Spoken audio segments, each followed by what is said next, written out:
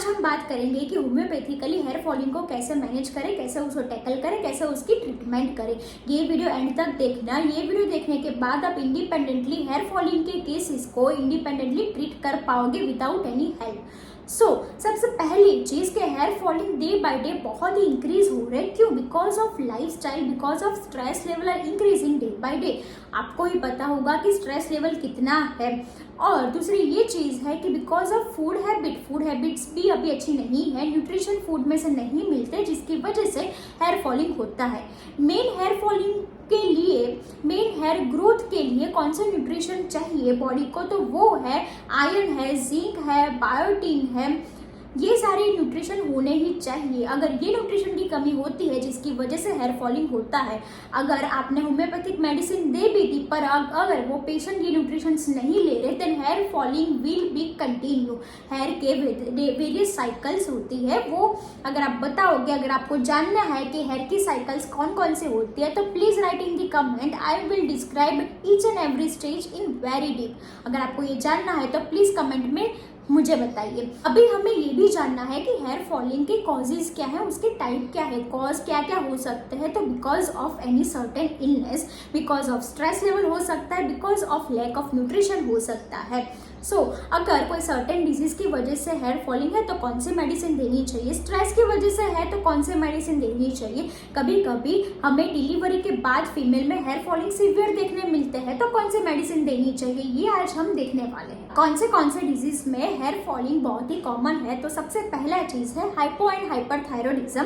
Next आता है यानी प्रेजेंट सीवियर इलनेस की, उसको बहुत ही बुखार है, उसके बाद हेयर फॉलिंग स्टार्ट हुआ। आपने ये भी सुना होगा कि कोविड के बाद बहुत सारे लोगों को सीवियर हेयर फॉल हुआ था, बिकॉज ऑफ, हम होम्योपैथी में जानते हैं, because of such condition, because of lack of vital fluid, जिसकी वजह से हेयर फॉल हुआ है। तो हम कौन से मेडिसिन दे सकते हैं? Any hormonal imbalance, any menstrual imbalance that cause hair falling, जैसे कि पीसीओएस, पीसीओडी, ओवराइटिस में भी हेयर फॉलिंग सीवियर मिलते हैं। अगर पर्सन ने या फिर पेशेंट ने अभी ही बहुत ही वेट लॉस किया है, जिसकी वजह से उसको लॉस ऑफ वाइटल फ्लूइड हुआ है, जिसकी वजह से हेयर फॉलिंग भी हो सकता है।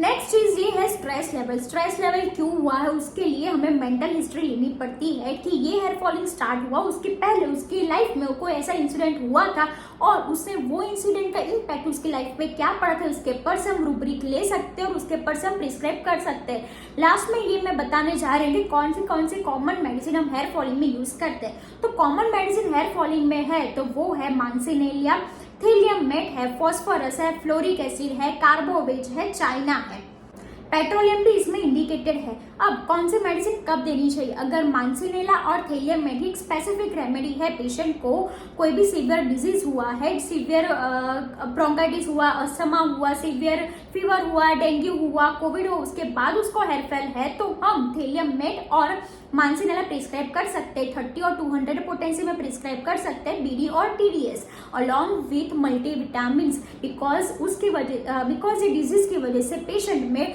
बहुत सारी लैक ऑफ वाइटल हीट है, लैक ऑफ वाइटल फ्लूइड है, तो वो रिगेन करने के लिए पेशेंट में न्यूट्रिशन चाहिए, जिसके हम होम्योपैथिक मेडिसिन के साथ साथ उसको मल्टीविटामिन अगर प्रिस्क्राइब करेंगे तो that will going to give you a very favourable result. Next है फ्लोरिक एसिड। फ्लोरिक एसिड में क्या होता है कि hair falling will aggravates after washing hair होता है, जिसमें हमें एलोपेशिया भी मिलता है। तो फ्लोरिक एसिड हम कैसे प्रिस्क्राइब कर सकते हैं? अगर सीवियर हेयर फॉलिंग नहीं है तो फ्लोरिक एसिड 200 OD में प्रिस्क्राइब करो, और अगर सीवियर हेयर फॉलिंग है तो fluoric acid 1 mg can also be indicated in इंटरकरेंटली।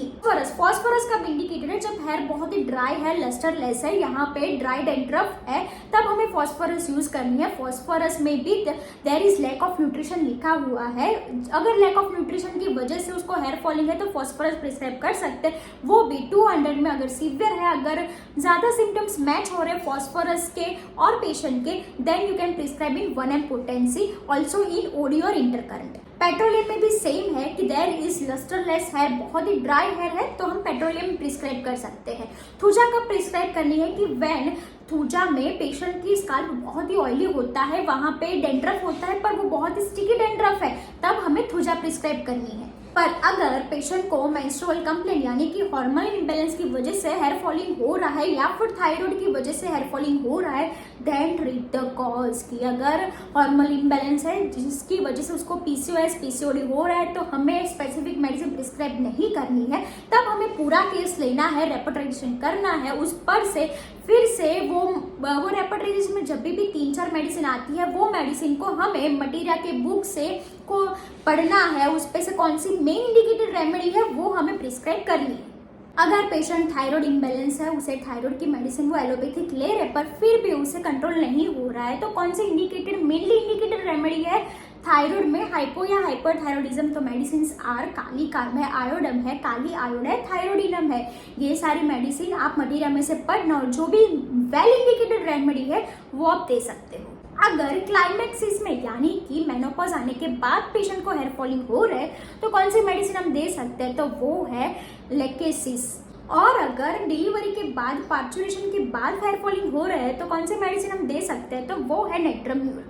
पर अगर पेशेंट को एलोपेशिया है तो एलोपेशिया में कौन कौन से मेडिसिन जनरली इंडिकेटेड है? तो वो है ग्रेफाइटिस है, सेलेनियम है and also lycopodium is also indicated, fluoric acid. Graphites कब देनी है? कि when there is lack of nutrition. Graphites में आप इंट्रोडक्शन में ये भी देखोगे कि कोई पर्टिकुलर पार्ट में न्यूट्रिशन नहीं पहुंचता है जिसकी वजह से उनको प्रॉब्लम होती है। तो एलोपेशिया में भी वही है कि कोई पर्टिकुलर पार्ट में वहां पे न्यूट्रिशन नहीं पहुंचता है जिसकी वजह से हेयर वहां से फॉल आउट हो जाते हैं, इसे हम एलोपेशिया कहते हैं। तो ग्रेफाइटिस में यहाँ पे ऑसिपुट रीजन में अगर एलोपेशिया है तो वी कैन गिव ग्रेफाइटिस। और यस, जो सेलेनियम है वो बियर्ड में अगर एलोपेशिया है तो हम सेलेनियम इंडिकेट कर सकते हैं। फ्लोरिक एसिड में मैंने पहले ही बताया कि फ्लोरिक एसिड में एलोपेशिया है और एलोपेशिया में winter current remedy fluoric acid 1 दे सकते हैं। ये हो गया पूरा management of hair falling. Hair falling के कॉजेज क्या हो सकते हैं, हेयर फॉलिंग में हम कैसे मैनेज कर सकते हैं। ऐसा नहीं होता है कि आपकी क्लिनिक स्टार्ट हो तभी आपको मेडिसिन प्रिस्क्राइब करनी है, नहीं। अगर आप अभी से ही अपनी मेडिसिन प्रिस्क्राइब करना स्टार्ट करोगे तो आपके पास at the end of your college days आपके पास पूरे पेशेंट की कम्युनिटी होगी जिसमें आपका वेटिंग पीरियड बहुत ही कम हो जाएगा और आप जल्दी ही सक्सेसफुल हो सकते हो। आप सब स्टूडेंट्स को यही एडवाइस करूंगी कि start prescribing as soon as possible. बहुत सारे स्टूडेंट्स को ये होता है कि हमें होम्योपैथिकली प्रिस्क्रिप्शन कैसे देना है ये नहीं आता है।